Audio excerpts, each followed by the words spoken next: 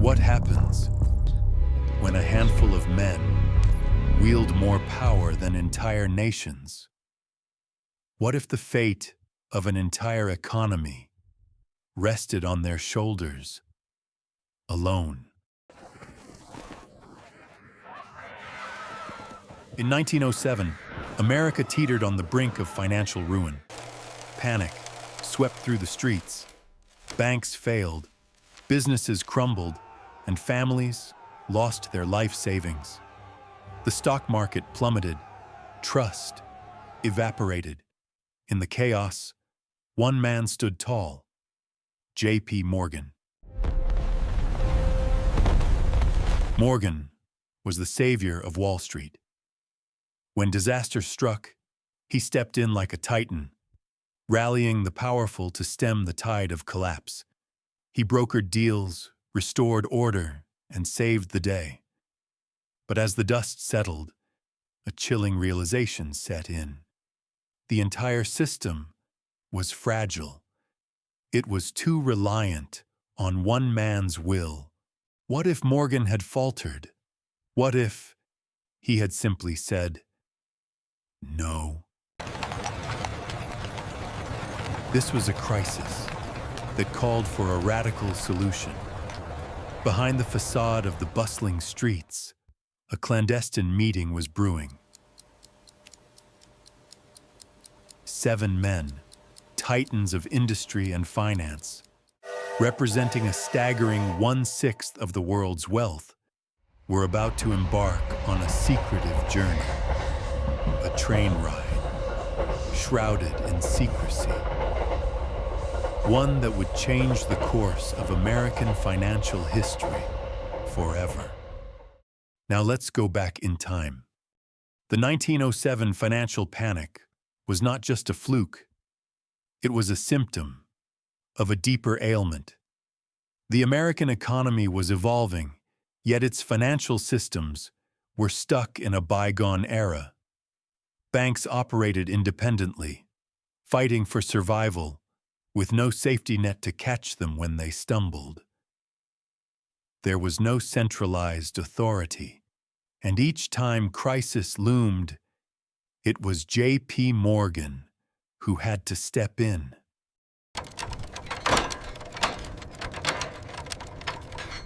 Morgan was the embodiment of American finance, powerful, revered, and feared. Yet he was also the ultimate crutch for a system that desperately needed reform. To rely on one man was not just dangerous, it was a recipe for disaster. What emerged from the ashes of the 1907 panic was a burning question. Could they build a machine to replace the man? The urgency was palpable. Bank runs became a common sight. Ordinary citizens lost their trust in the very institutions designed to protect them. And amidst this chaos, a group of men recognized an opportunity, not just to stabilize the economy, but to consolidate power in ways never before imagined. Enter the architects of change. These were not just any men. Each held a piece of the puzzle, but they also held their own ambitions, their own rivalries, and their own fears.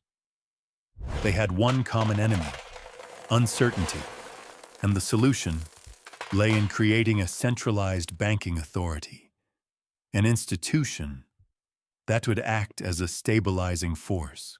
It was a radical idea, grounded in necessity. They envisioned a Federal Reserve, a powerful entity designed to manage the country's money supply, regulate banks, and act as a lender of last resort. Yet, the discussions would not be simple. The stakes were high. These men were plotting the very structure of American capitalism. They had to navigate the treacherous waters of their interests while keeping their plans hidden. Why the secrecy? Because the creation of a central bank would upend the existing order. It was a power grab, masked as a reform. The question lingered: could they create a system that served the country without sacrificing their own interests? The clock was ticking. The stage was set for a reckoning. The secret train journey awaited. The steam engine roared, fueling the clandestine journey. It was November 1910. 7 men boarded a private train bound for Jekyll Island, Georgia, their mission to forge a new financial future for America. But this was no ordinary meeting. It was a heist of power. Who were these men? Paul Warburg, a banker with European roots, who knew how central banks worked. Nelson Aldrich, a senator, the political insider with deep ties to industry. Frank Vanderlip, a top banker representing corporate America, and the right-hand men of J.P. Morgan himself. Together, 1/6 of the world's wealth in one train car. Secrecy was paramount. They used code names. They established rules to ensure their discussions would never reach prying eyes. It was a conspiracy against transparency, a silent pact to reshape the financial landscape. Arriving at the island, they isolated themselves, far removed from the world. For 10 days, they debated, they argued, they crafted, they sketched out the framework for what would become the Federal Reserve System. They envisioned a machine that could control the money supply, stabilize the economy, and act as a lender of last resort.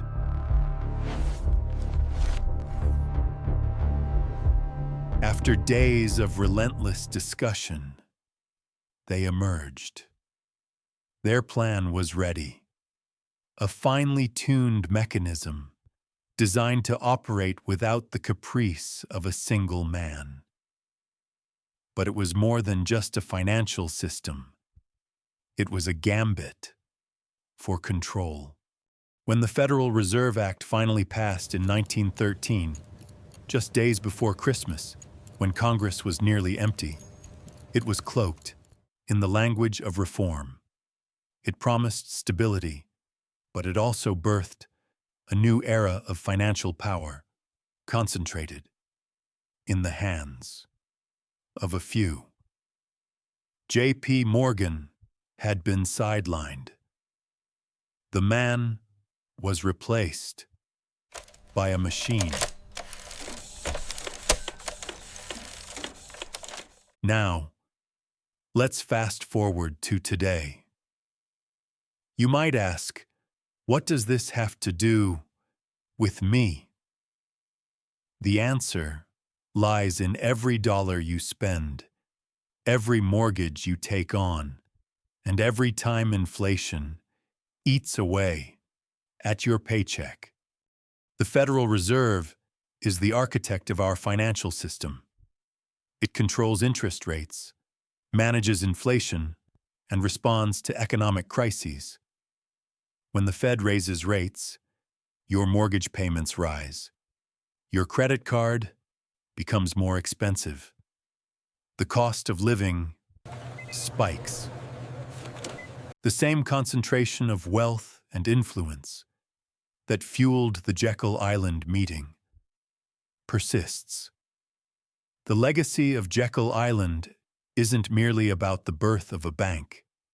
It's about recognizing the structure that governs our economic lives. It's about understanding that the decisions made behind closed doors in 1910 continue to shape our world. The financial landscape is still rife with power struggles. The same dynamics are present in our current economic climate. The next time you feel the sting of rising prices or grapple with the weight of debt, remember, it's not just the economy, it's the machine that those 7 men built.